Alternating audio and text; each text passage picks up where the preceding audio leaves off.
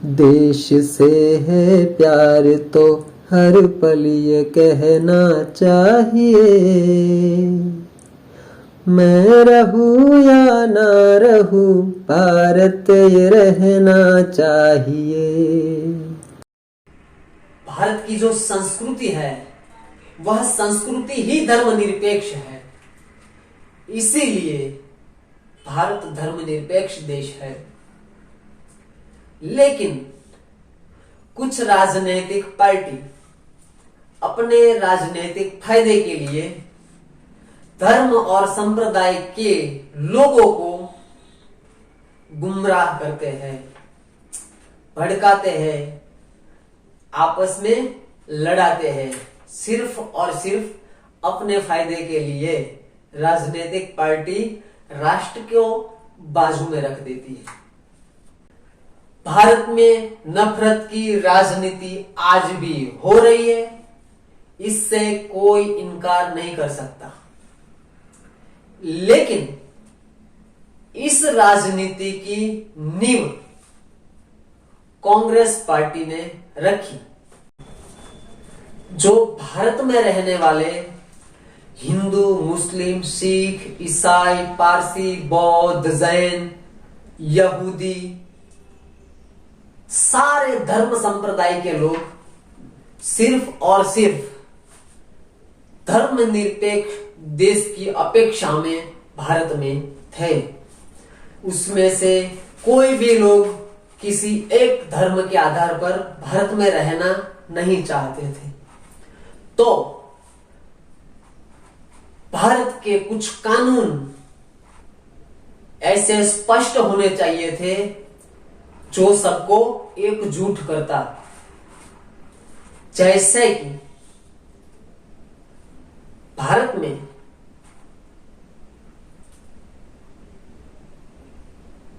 सबके लिए एक कानून, हमारा संविधान कहता है कि भारतीय संविधान सबको समान अधिकार देता है, लेकिन उसके अनुच्छेद में ऐसे कई प्रावधान है जो अल्पसंख्यक में बांट देता है, एसटी एससी में बांट देता है, ओबीसी में बांट देता है, जनरल में बांट देता है। ये जो बांटने वाली राजनीति है, ये वही राजनीति है जो 1947 से पहले थी। जो लोग आज ईवीएम वाली बात करते हैं वो ये भूल जाते हैं कि सही में कुछ गलत हुआ था, तो वो हुआ था 1947 में, जब हमारे देश के प्रथम प्रधानमंत्री सरदार वल्लभ भाई पटेल होने चाहिए थे, क्योंकि सब सरदार वल्लभ भाई पटेल के पक्ष में थे। लेकिन सिर्फ और सिर्फ हमारे आदरणीय गांधी जी, हमारे आदरणीय राष्ट्रपिता महात्मा गांधी जी चाहते थे कि जवाहरलाल नेहरू देश के प्रधानमंत्री बने।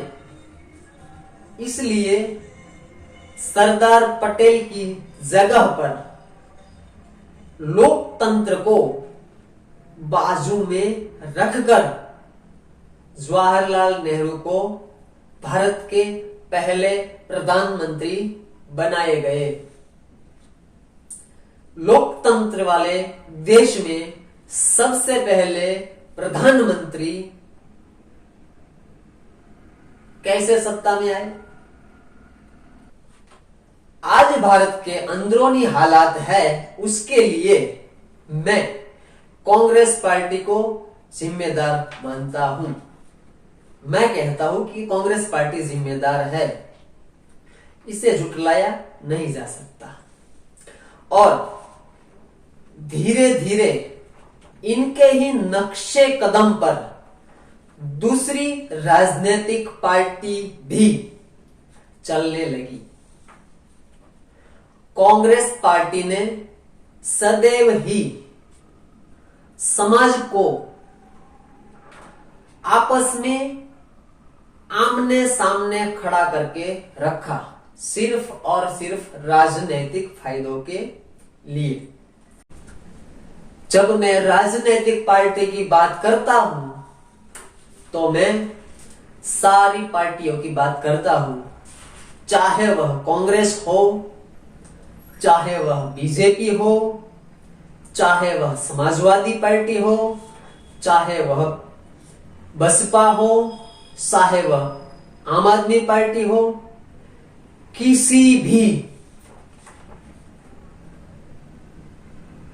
राष्ट्रीय और राजकीय पार्टी, सारी पार्टियों की बात मैं कर रहा हूं। यहां पर मैं किसी भी एक पार्टी की बात नहीं कर रहा हूं। लेकिन फिर से एक बात मैं स्पष्ट कर दूं कि मेरा मानना यही है कि कांग्रेस ने जो राजनीति की नींव रखी, वो नींव ही ऐसी रखी कि दूसरी राजनीतिक पार्टियां भी उसी राह पर दौड़ने लगी, जो राह देश को टुकड़ों में बांटने वाली थी। पहला कारण, जो शरिया चाहते थे उनके लिए ही पाकिस्तान बना था।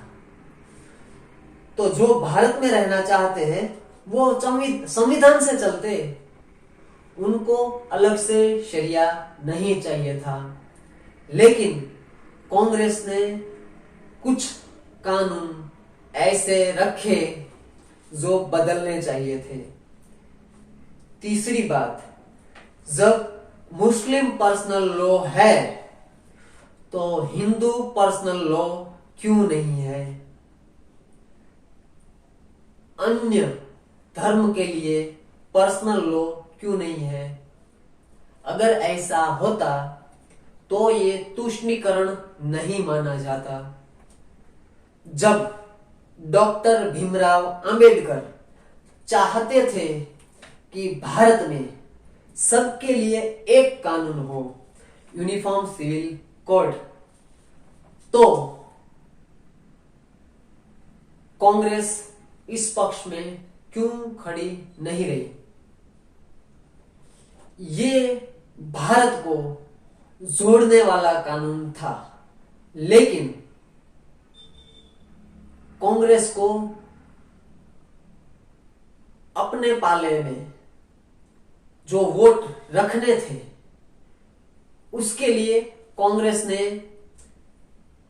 कॉमन सिविल कोड को लागू नहीं किया।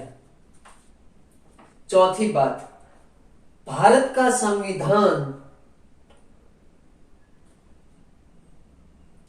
और विभाजन ने यह स्पष्ट कर दिया था कि भारत धर्मनिरपेक्ष देश है, क्योंकि भारत ने यह स्वीकार किया था कि भारत में सभी धर्म और संप्रदाय के लोग रह सकते हैं। इसके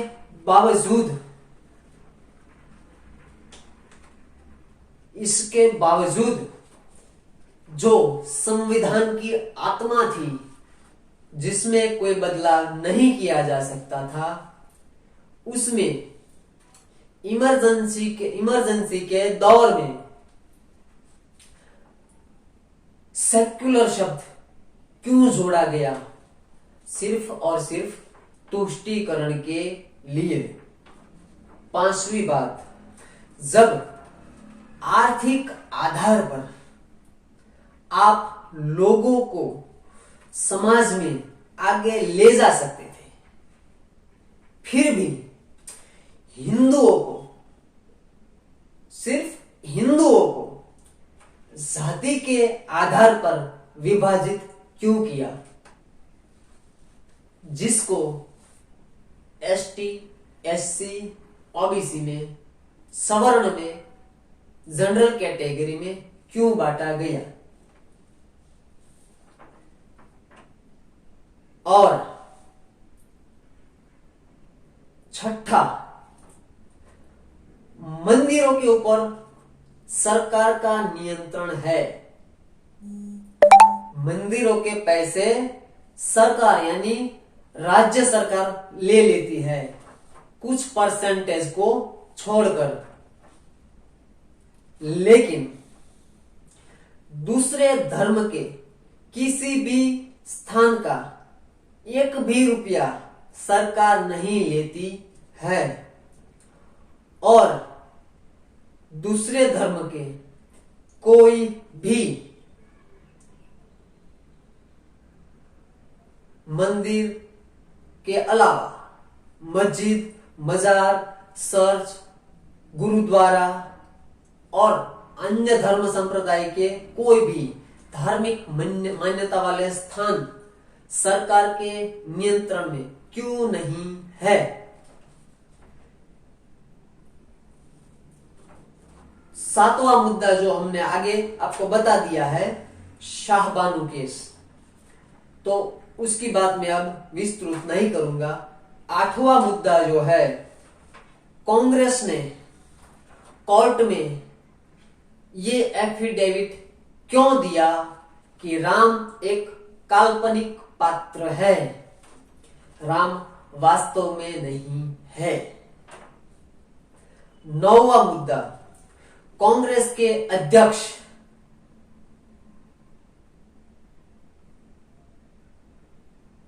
एग्जैक्ट मुझे वो साल याद नहीं है, लेकिन वो डिबेट भी याद है कब हुआ था। एक मुस्लिम समुदाय की एक बैठक हुई थी। उस बैठक में पूर्व अध्यक्ष राहुल गांधी ने यह कहा था कि कांग्रेस मुसलमानों की पार्टी है, और जो पत्रकार ने लिखा था वो अपनी बात पर कायम था कि कांग्रेस के पूर्व अध्यक्ष राहुल गांधी ने कहा था कि कांग्रेस मुसलमानों की पार्टी है। 11वां मुद्दा, भारत के प्रधानमंत्री कहते हैं कि भारत के संसाधनों पर पहले अधिकार अल्पसंख्यकों का है। यहां पर मैंने मुस्लिम शब्द का प्रयोग नहीं किया, क्योंकि मैंने यह पढ़ा था कि हमारे प्रधानमंत्री मनमोहन सिंह ने ये बात कही थी कि अल्पसंख्यक के लिए है, जो मेरे हिसाब से संवैधानिक नहीं है, क्योंकि संविधान में कहीं पर भी ऐसी बात नहीं बताई गई है कि भारत के संसाधनों पर अल्पसंख्यकों का पहला अधिकार है। यानी कि यहां पर भी वो तुष्टीकरण की राजनीति कर रहे थे। नमस्ते दोस्तों, जय हिंद, जय भारत। मैं तरुण उपाध्याय आज कुछ विशेष बात करने जा रहा हूं, जो राष्ट्र के लिए बहुत जरूरी है।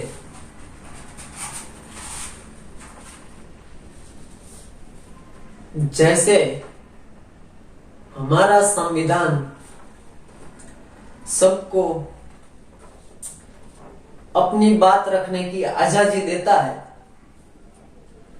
उसी संविधान के हिसाब से मैं अपनी बात रखने की आजादी चाहता हूं, और उसी आधार पर मैं भारत की सबसे पुरानी राजनैतिक पार्टी का जो दायित्व था, जिसका उन्होंने सही तरीके से निर्वहन नहीं किया, ऐसा मेरा मानना है। और आज जो राष्ट्र में माहौल है, धर्म समुदायों के बीच मनमुटाव है, लोग आपस में लड़ रहे हैं, उसके लिए मैं सीधे सीधे कांग्रेस पार्टी को जिम्मेदार मानता हूं।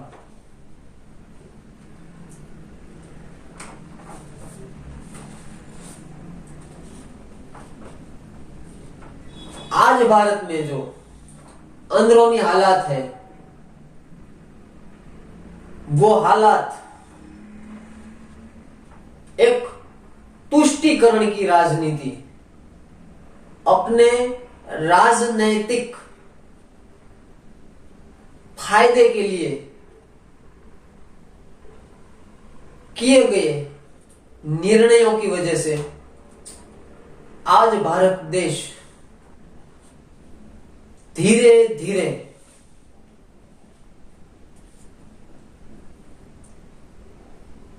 टकराव की ओर जा रहा है।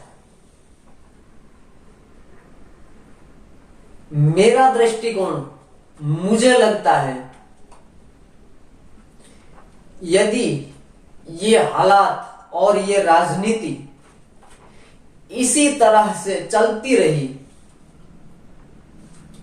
तो बहुत ही जल्द एक गृह युद्ध के हालात हो सकते हैं।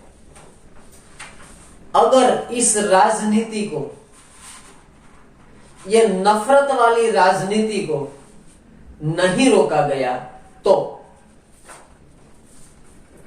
मैंने जो कहा कि ये जो राजनीति आज चल रही है उसकी नींव कांग्रेस पार्टी ने रखी हुई है, ऐसा मेरा मानना है। और मैंने पिछले कार्यों के आकलन से ऐसा निर्णय लिया है। अगर हम सोचें कि जब एक दौर था, गृह युद्ध वाला दौर था भारत का, आजादी से पहले और उसके बाद भारत देश का विभाजन हुआ धर्म के आधार पर। स्पष्ट था कि भारत का विभाजन धर्म के आधार पर हुआ। जो हो गया उसके लिए हम कुछ नहीं कर सकते, लेकिन जब हमने उस समय से जो सीखा, जो हमें सीख मिली, हमने उस सीख को भुला दिया। चलो हम भूल जाते हैं डायरेक्ट एक्शन वाले दिन को, क्योंकि वो जो नरसंहार हुआ, उसी नरसंहार की वजह से ये तय हुआ कि भारत और पाकिस्तान का विभाजन धर्म के आधार पर होगा। वहां पे बात खत्म हो जानी चाहिए थी, लेकिन बात वहां पे खत्म नहीं हुई। 1947 में आजादी के बाद फिर से नरसंहार हुआ, दोनों साइड से हुआ। वो एक दौर था, चला गया, उसको भी हम भूल जाते हैं। वह भी मेरा विषय नहीं है, क्योंकि जो बीत गई सो बात गई, लेकिन उससे हमें सीखना चाहिए। उस बात को हमें इसलिए याद नहीं करनी है कि वो नरसंहार क्यों हुआ था, किसने किया था, क्यों किया था, लेकिन हमें उस बात को इस विषय में याद रखना चाहिए कि जो हालात उस समय हुए थे वो हालात दोबारा से ना हो। लेकिन ऐसा भारत में नहीं हुआ। जो पार्टी भारत में 1947 के बाद सत्ता में आई वो पार्टी थी कांग्रेस। कुछ कड़े कानून, कुछ कड़े निर्णय राष्ट्र के लिए लेने चाहिए थे, वो निर्णय नहीं लेकर तुष्टीकरण के कुछ निर्णय कांग्रेस पार्टी के द्वारा लिए गए, जिसके कारण मेरे आकलन से आज जो भारत के हालात है वो है। भारत में नफरत की राजनीति आज भी हो रही है, इससे कोई इनकार नहीं कर सकता। लेकिन इस राजनीति की नींव कांग्रेस पार्टी ने रखी, ऐसा मेरा मानना है। और ऐसा मैं क्यों सोचता हूं इसके बारे में भी मैं आपको स्पष्ट बताना चाहता हूं। ये जो लिखा हुआ है वो मेरा खुद का रिसर्च है, मैंने ढूंढ के लिखा है। ये किसी और की स्क्रिप्ट मैं नहीं पढ़ रहा हूं। लेकिन जो बातें मैं आपसे शेयर करना चाहता हूं, जो बातें मैं आपको बताना चाहता हूं, वो बातें छूट न जाए, इसलिए मैं ये हाथ में लिख कर खड़ा हुआ हूं। आज भारत के अंदरूनी हालात है, उसके लिए मैं कांग्रेस पार्टी को जिम्मेदार मानता हूं। मैं कहता हूं कि कांग्रेस पार्टी जिम्मेदार है, इसे झुटलाया नहीं जा सकता। और धीरे धीरे इनके ही नक्शे कदम पर दूसरी राजनीतिक पार्टी भी चलने लगी। कांग्रेस पार्टी ने सदैव ही समाज को आपस में आमने सामने खड़ा करके रखा, सिर्फ और सिर्फ राजनीतिक फायदों के लिए। समाज को जुड़ने नहीं दिया। अगर सरदार पटेल, डॉक्टर भीमराव अंबेडकर, डॉक्टर राजेंद्र प्रसाद किसी की भी बात करें तो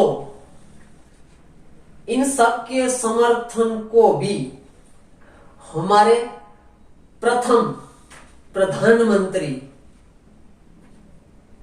जो लोग आज ईवीएम वाली बात करते हैं, वो ये भूल जाते हैं कि सही में कुछ गलत हुआ था, तो वो हुआ था 1947 में,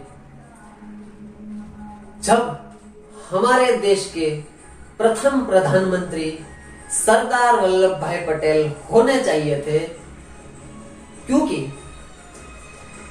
सब सरदार वल्लभ भाई पटेल के पक्ष में थे। लेकिन सिर्फ और सिर्फ हमारे आदरणीय गांधी जी, हमारे आदरणीय राष्ट्रपिता महात्मा गांधी जी चाहते थे कि जवाहरलाल नेहरू देश के प्रधानमंत्री बने। इसलिए सरदार पटेल की जगह पर लोकतंत्र को बाजू में रखकर जवाहरलाल नेहरू को भारत के पहले प्रधानमंत्री बनाए गए। लोकतंत्र वाले देश में सबसे पहले प्रधानमंत्री कैसे सत्ता में आए? लोकतांत्रिक देश, जो भारत देश है वो लोकतांत्रिक देश है।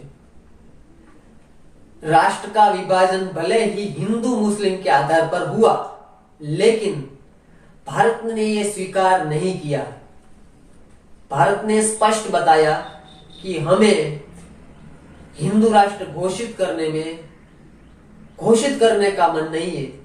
भारत में कोई भी जाति, कोई भी संप्रदाय के लोग बड़े चैन से रह सकते हैं। भारत स्वयं ही एक धर्मनिरपेक्ष देश है। अगर ऐसा नहीं होता तो भारत में पारसी विस्थापित होकर नहीं आते। अगर भारत की जो संस्कृति है वह संस्कृति ही धर्मनिरपेक्ष है, इसीलिए भारत धर्मनिरपेक्ष देश है। लेकिन कुछ राजनीतिक पार्टी अपने राजनीतिक फायदे के लिए धर्म और संप्रदाय के लोगों को गुमराह करते हैं, भड़काते हैं, आपस में लड़ाते हैं, सिर्फ और सिर्फ अपने फायदे के लिए। राजनीतिक पार्टी राष्ट्र को बाजू में रख देती है। जब मैं राजनीतिक पार्टी की बात करता हूं तो मैं सारी पार्टियों की बात करता हूं, चाहे वह कांग्रेस हो, चाहे वह बीजेपी हो, चाहे वह समाजवादी पार्टी हो, चाहे वह बसपा हो, चाहे वह आम आदमी पार्टी हो। किसी भी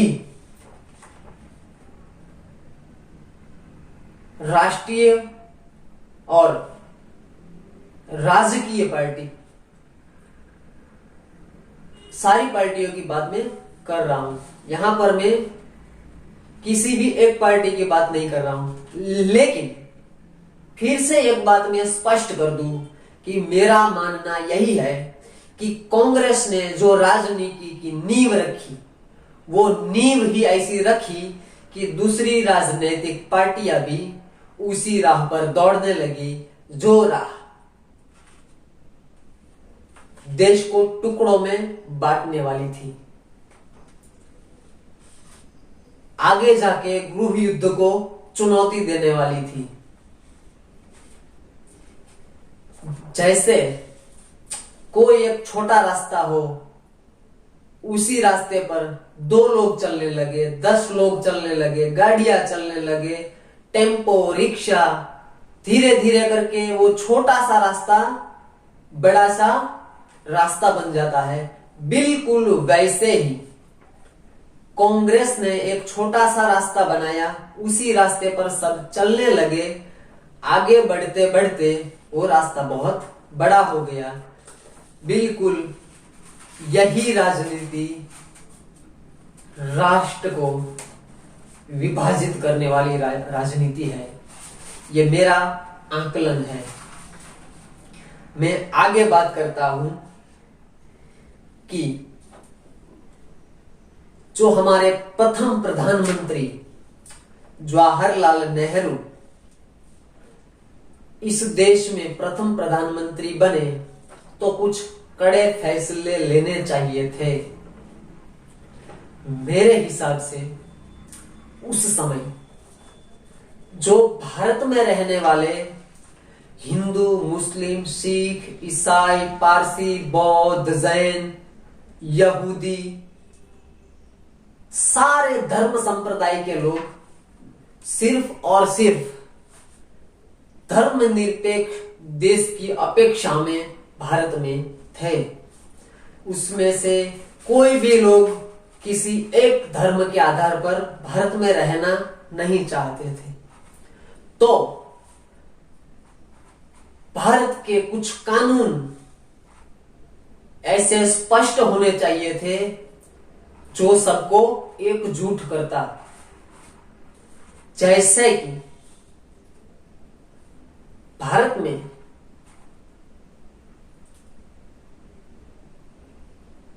सबके लिए एक कानून। हमारा संविधान कहता है कि भारतीय संविधान सबको समान अधिकार देता है, लेकिन उसके अनुच्छेद में ऐसे कई प्रावधान है जो अल्पसंख्यक में बांट देता है, एसटी एससी में बांट देता है,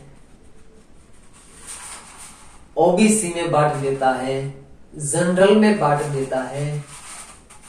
ये जो बांटने वाली राजनीति है, ये वही राजनीति है जो 1947 से पहले थी।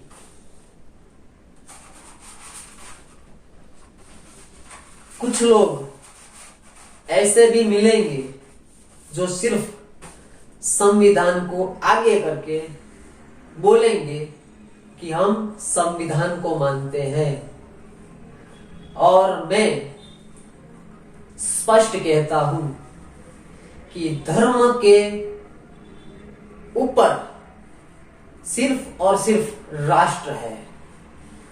राष्ट्र के ऊपर कभी कोई धर्म, कोई संप्रदाय नहीं हो सकता। अगर हमें राष्ट्र को मजबूत करना है तो